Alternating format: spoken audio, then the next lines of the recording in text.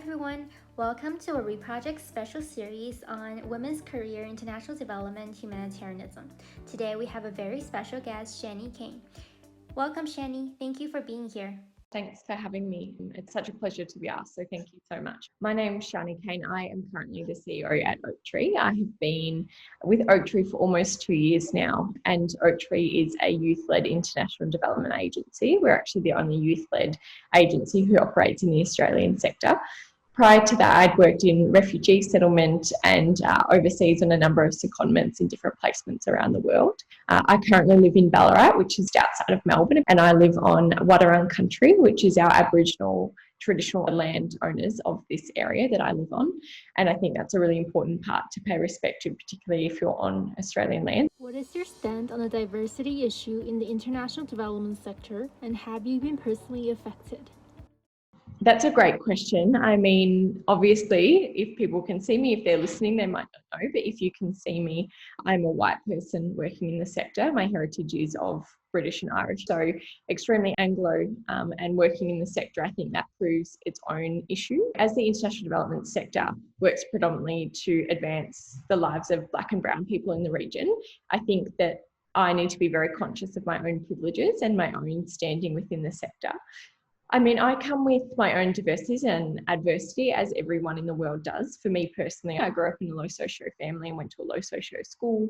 I grew up in regional Australia and not in a large city. I'm obviously a woman. I'm a young person. I'm 26 at the moment. So I definitely bring my own elements of diversity to the role, and I have lived experience of domestic and sexual violence as a young person.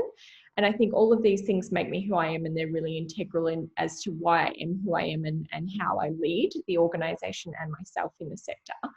My experience of the sector more broadly is that we are a really Anglo-dominated sector, and I guess I'm speaking predominantly from my experiences here in Australia and the Australian sector. Even when working overseas, I've largely worked for Anglo-dominated NGOs, whether it be places like the UN or the Red Cross. Even in local communities, a lot of the staff working there were of Anglo descent. So I think there is a huge issue with ethnic representation and ensuring that we are hiring people who have lived experience and people who are working and have lived experience of the conditions that we're working in, whether that be, women on gender-based violence, or it be something like poverty or youth building or youth leadership programming. I think that that's a really important thing, that we are representative. So I certainly acknowledge that I am someone who benefits from the oppression of Black and Brown people in Australia, Indigenous communities and First Peoples. And I think that's a huge problem within itself. In Australia, we definitely have a problem of inclusion. And I would say as a woman, that issue has never been more important. Our sector, I think it's 80% of all persons working in the international development sector are women. And we only represent 48% of senior management. And for me, yes, that's a good stat alone, but when you recognise that women are the people working in the sector, but a lot of men hold senior management positions, I think that's a core issue. And whilst I said that I obviously acknowledge my privilege, I also acknowledge my diversity and lived adversity as well. And personally, I definitely have experienced this, and obviously not to the degree of some other people, because it is rare that you find a young woman who is a CEO. So I definitely acknowledge that I'm in a great position and have been enabled to help hold this position by many people. However, there are things such as, going to formal dinners or meeting with donors, and there is an extremely evident background that women are treated differently in the sector. And I've had experiences where they're expecting male or they're not expecting me to look or be who I am. So I've certainly had my own experiences. And I mean, working internationally, I've had those, right across the board. In India was a really difficult experience for me in terms of being a woman and working in the research field, and particularly working with men in business. And I would say that's probably where I've experienced my largest gaps, is when I'm a young woman working in the international development field, and when we're working with people, whether it be corporates or the business world. That's probably where I've experienced my largest downfalls in terms of inclusive spaces. As a woman, how was your experience like doing field work, especially in terms of safety, accommodation, and access to opportunities? It's a great question. I think all of my experiences have taught me different things, and at times my expectations have been met and exceeded, and at times they've fallen extremely short. I think there's two core things that I want to say here is, one, it's what I wanted to do. I thought that that's where I could be most impactful, is by doing field work. And sometimes I would be doing the work and I would realize that actually we're not being impactful, and we're actually taking away from local need and from local people who can fill the capacity of those gaps. So that was one core issue that I experienced. And the second was, apart from the good stuff, which I'll touch on later, the second area that it was of concern is genuine safety and wellbeing, and particularly for women and young people overseas. And there've been various experiences. In India, it wasn't so much as the work itself, it wasn't as much as of a safety or wellbeing issue, largely because I was doing research, so I had escorts to different places, etc. Definitely in the community, there are elements where I definitely felt unsafe as a young woman. I was travelling by myself as a young white woman with blonde hair and Anglo features and things like that. There are a few instances, particularly in Delhi and Mumbai, where I felt quite unsafe, and there were large groups of men and things like that. And that can be a difficult thing in of itself. And I think that's hard to separate the work from the actual community and environment. It's very hard for me because some of the experience was one of the best parts and best elements that I've ever worked in, but others were really challenging. Examples of this were doing the research. I would go to CEOs or founders or senior business people in an organisation, and I was doing research on fair trade. And then being in the room with them and asking them questions, sometimes they just wouldn't answer, because in India, there are some male names that sound like mine, and there are some female names that sound like mine. And there was one example where I went in to ask questions and I was just told that they were expecting a male and that they wouldn't take any questions from me. Obviously, this is a rarity, and I'm not saying that this occurs all the time, but there is systemic oppression of women in various communities, and I'm not one to pinpoint India and say that that's the case everywhere, but certainly that was my experience, and that was in an academic field. So to see that occurring in an academic space was really difficult for me. Other examples of this would be working in Argentina. I was doing some field work in the north of Argentina. So the vast population of people in Argentina live in Buenos Aires. So it's a country of 17 million people, and 14.5 live in Buenos Aires. And I was up north and I was doing some field work, and I didn't speak Spanish very well. I've improved on it, but I didn't speak it very well at the time, and was working with a young man, and we often got asked to share the same room, which was totally fine, because being resource and capacity drained, it's a really difficult thing. It's quite normal to share spaces. However, there were a few incidents where I felt extremely unsafe and really felt like my safety and wellbeing was compromised. And I don't want to underlabel things, because I think it's really important to call things out what they were, but I would definitely say there was elements of sexual harassment and abuse within that, and that was really difficult. And when reporting that within Argentina, it was a local based organisation, it was just completely thrown out and not taken seriously. So I think understanding and working for organisations that respect and implement policies that protect women is really important. And often that isn't the case in many communities in different sectors. So that's something that I've had to learn really strongly. And, it is becoming a bigger thing, particularly with Australian and Asia specific sector. But it's certainly an issue right around the world and still existing. But one example I would draw out is being a Western person working in the international development sector. I've experienced examples where the people actually providing the assistance or developing the programs dismiss women's views. So it goes both ways. I've experienced feeling unsafe as a young woman and having experiences that really hindered based on my gender and my identity. However, there's also that experience as being a white person, and the experience was in Kenya actually. And essentially what we were doing was trying to understand the needs of women in the Kakuma refugee camp and why they weren't using the water and hygiene facilities provided for them closest to their camp.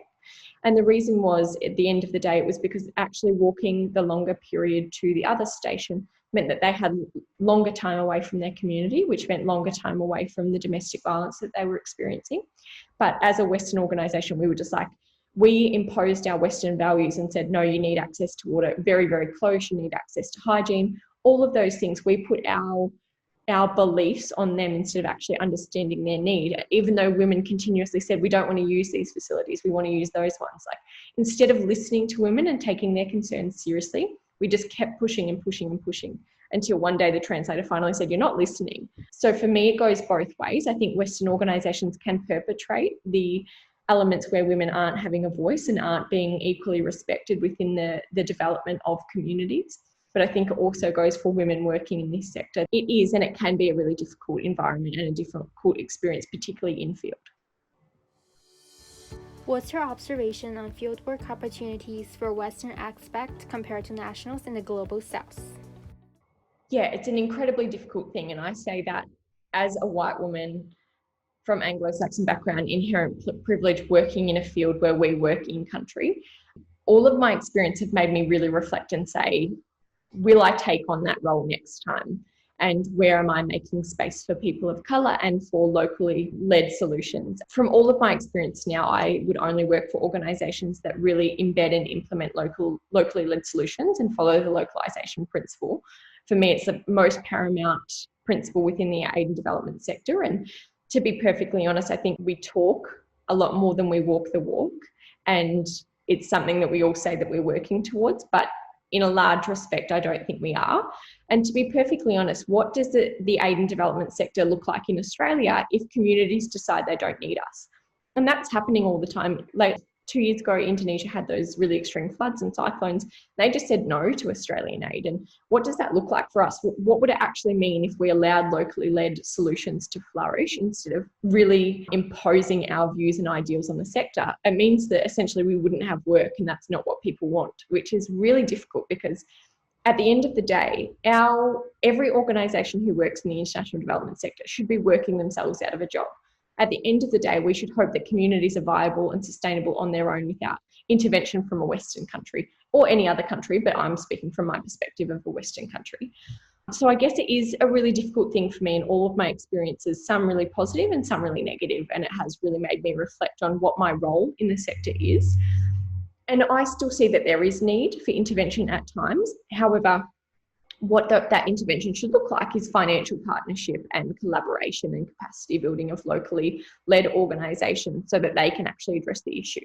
For me, it is something that I need to continue to reflect on. And I think what my role actually in the sector is to actively transfer power from the white Western world into people of lived experience from localised communities.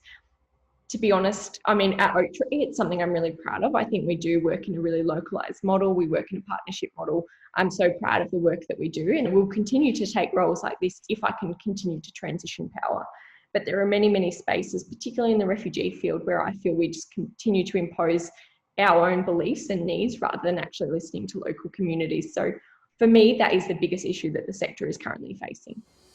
From an intersectionality angle, how do you think the experience of youth differ around the world in the international development sector?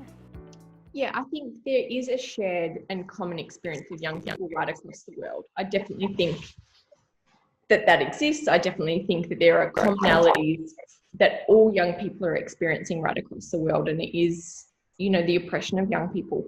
I've definitely experienced oppression from my gender and my identity. However, I believe that being a young person has actually held me back more than being a woman. Obviously, I'm saying that again, living in Australia with my inherent privilege. So I definitely don't want to reduce the plight of women, because I think it's one of the biggest issues in the world right now and continues to be in Australia as well. We're not there with gender inequality. Gender-based violence in Australia is huge. So please, don't mistake me in saying that I don't think it's an issue, but I genuinely think being a young person is the crux of sort of all of the issues that I face, and continually feel like I'm a token. Being a young CEO, I sit on many, many boards and many panels and things like that. And I think that I am there as a token a lot of the time, not always. And there are certain spaces where I feel really valued, such as the ACFID board and things like that. But there are many times when I feel I'm tokenistically asked my voice and asked to speak for all young people. The plight of issues I see for young people is that we are disproportionately impacted by almost every global issue that there is today, whether it be homelessness, whether it be gender-based violence, whether it be poverty, forced migration, health-related concerns, economic impact. The downturn of the economy is going to further ostracise young people. We're not involved in decision-making processes, and we actually don't have a collective decision-making process on what our future looks like. I think as young people, we have the genuine solutions to lead a better future, but we're never put in the position to do so. Even in my position, sometimes I'm taken seriously and sometimes I'm not. And if that's what happens to a young person in power, what is happening to young people who don't hold positions of decision-making or don't hold positions of influence? It's genuinely my largest concern, particularly when I live in the Asia Pacific region and I live in Australia. Young people make up over 60% of our population within the Global South. Actually, in the Global South, including Africa, it's 90% of the population. In places like Timor-Leste, 60% of all the population are under 35. And the fact that they don't hold any percentage of the workforce, they don't hold any percentage of power or government, they're huge issues for me, and young people are incredulously impacted by these ongoing issues. And with the COVID pandemic right now, we are going to see widespread hysteria with young people, especially trying to enter the workforce and gain meaningful livelihoods and employment. I just think this will truly be the issue of our time. And for communities that are post-conflict societies like Cambodia, Timor-Leste, West Papua and Papua New Guinea are still living in that state to some extent, what is going to happen to those communities? Because the tensions are increasing between, senior members in the community and young people. And I'm genuinely concerned that our inclusion and diversity doesn't include young people, barely ever. And on the Australian aid agenda, there's never anything on youth, and it's such a huge thematic issue in and of itself. And the only thing that improves it is by the inclusion of young people. They're such a cornerstone of rebuilding societies. But if we're not included in this, there will be increasing tensions, increasing insecurity, increasing economic downturn. Young people are the solution, and I'm baffled as to why we aren't involved in leading solutions at the moment. So my experience is that young people aren't included, and we aren't an element of diversity that is sought about often. And I think that is a huge impact, and will continue to be so in the international development sector. There is an older population that aren't looked after as well, there's that middle age, and it's a really difficult thing. But I would say ageism, both in terms of senior citizens, like as in elderly, and young people are disproportionately impacted by these concerns. Have you experienced any difficulties in your career related to your age or gender as a senior executive? I experience difficulties all the time, I think. Continuing to try and progress our organisation in itself, being a youth-led organisation, is incredibly difficult. And, just being in spaces where I'm attempting to make decisions, I'm attempting to build influence for young people. So oftentimes we feel like we're getting there, we're taking small steps, we're making inroads, and it just never comes to fruition. I feel that youth is a hot topic. It's very cyclical. So COVID happened and young people's concerns just weren't thought about anymore, even though young people are disproportionately impacted and will also be cornerstones of rebuilding society. It's like cyclical. When a youth issue comes up or young people do something really good, we share the story. However, I would say we're not thought about in terms of leaders, and there is that constant conversation about like, young people are leaders of tomorrow. And I'm right here, and I've got voices and opinions right now that need to be heard, and they're really valid right now. And, in 10 years' time, I'm not going to have the same views because I move into a different demographic and your life just changes. So my views are so important right now. But I have difficulties all the time, honestly. Like, I went to a donor luncheon almost a year ago now, and I remember being the youngest person in the room by about 20 years. And prior to entering the room, they asked me if I would a cutlery training and like a mannerisms training. And I thought, who do you think I am? I'm not just going to eat with my hands. Like, why would you ask me? And I just watch like men walk past me, just straight past me whilst I'm being asked all of these questions. Other times have been like in meetings with like various politicians or like sector leaders. And I'm often just tacked on as a participant. So I like sit in a room and watch everyone talk, but I'm never asked to lead on a section of talking or address anything. It's like I'm just there to fill a box, like, yes, as a young woman in the room. And oftentimes I do feel like being a young woman and a CEO ticks two boxes at once. So like, okay, there's our gender quota or our gender balance, and there's a young person. So that's all done. We're done for the day. And the biggest thing is I don't speak for all women, and I definitely don't speak for all young people, particularly as I'm an Anglo background. I'm not a person of colour, so I can't speak for young people of colour who are experienced with the Black Lives Matter resurgence and all of these things going on around the world and in Australia. I can't speak for those people. Like, I don't represent them. I do not tick off your representation quotas.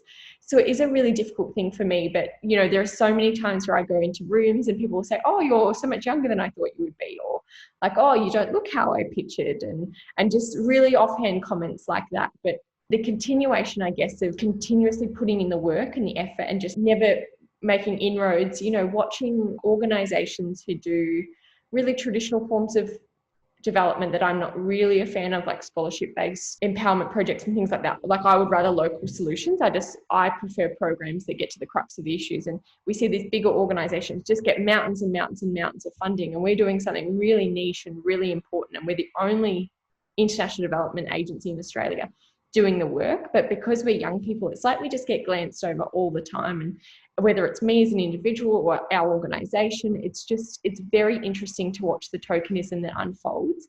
And I'm saying that as I said, as a white person, I can't imagine, how difficult it must be for people who look different to me, who don't fit the mold of being like a typical Australian per se, how much more difficult that would make it. But it is an ongoing daily battle to try and overcome some of the difficulties I face. And truth be told, it's internally as well. Like our organisation is great, our board is great, but there are just things that happen that I always think, oh, would a man be treated that way? Or I am a very emotional leader. I would say I'm a very authentic leader, and sometimes too much so. People hear authentic leader and they always think it's a great thing. It is, but I'm a very sensitive person in general, and my two defense mechanisms are crying or getting really defensive. And I just remember a few times being like, you can't be this emotional, or you're too emotional to be a leader. And I was like, you would not say that to a man. If a man showed the characteristics that I do when I'm upset, they'd be like, good on you for showing that, good on you for caring, rah, rah, rah. But with me, it's like, oh, you're an emotional woman, or like, you need to hide these emotions, or you need to moderate the behavior. Sometimes that's true, but a lot of the time it's not. Moderating behavior is circumstantial, but it's really important to be passionate and to feel these emotions and to do it openly. And it's very interesting that my characteristics as a woman are often pegged as feminine or womanly, and therefore like downcast as a leader. And they're the things that I think make me a great leader. I think my empathy and my emotional response to things, and that I try and be a really authentic person, not just as a leader, but just genuinely as myself, is really heavily critiqued all the time. What advice would you give young women who are just starting out in the international development sector, especially in the COVID era? Oh goodness, it's such a good question. As I said, I'm so lucky and so privileged to be in this position. And don't get me wrong, like I remember my first year out of uni, I applied for over 200 jobs, and like I think I got like 5 rejection emails. The rest I just didn't hear back from. There was one that I had 3 interviews for, and then they hired internally and hired a male. So my advice for women would be, know your worth and take up space. Don't step back. Don't worry about stepping on toes. Don't worry about being seen to be taking up space. That is exactly what we're there to do. And owning your power and owning who you are and being authentic to who you are is so crucial.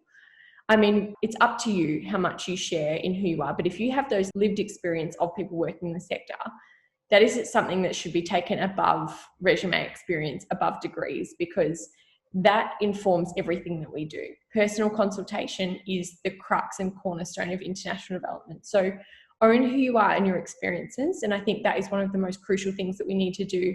And that is how we enhance diversity in the sector, is by looking at people's lived experience and taking that as work experience, taking that as things that would benefit organisations and that would enhance our practices as organisations rather than hindrances. I just think that is the most powerful thing. My other thing would be, know your worth and don't say yes to everything. As in, if people say, speak on this panel, if your friend else is getting paid on the panel, you should be paid. Like, know your worth and don't say yes to everything, but also say yes to everything. Like, if you apply for jobs that you don't think you would like necessarily, like apply for the fundraising gigs, apply for the admin roles, apply for the roles in comms, like you don't get pigeonholed, and internally it's much easier to get a job than it is just externally. And I think with the sector slowly starting to decrease, we're seeing public sentiment decline, we're seeing fundraising decline, like take the opportunities that are yours. Know your worth and don't just settle, but know your worth and be able to climb within internal structures as well. But call out bullshit when you see it, like call out internalized misogyny, call out internalized racism.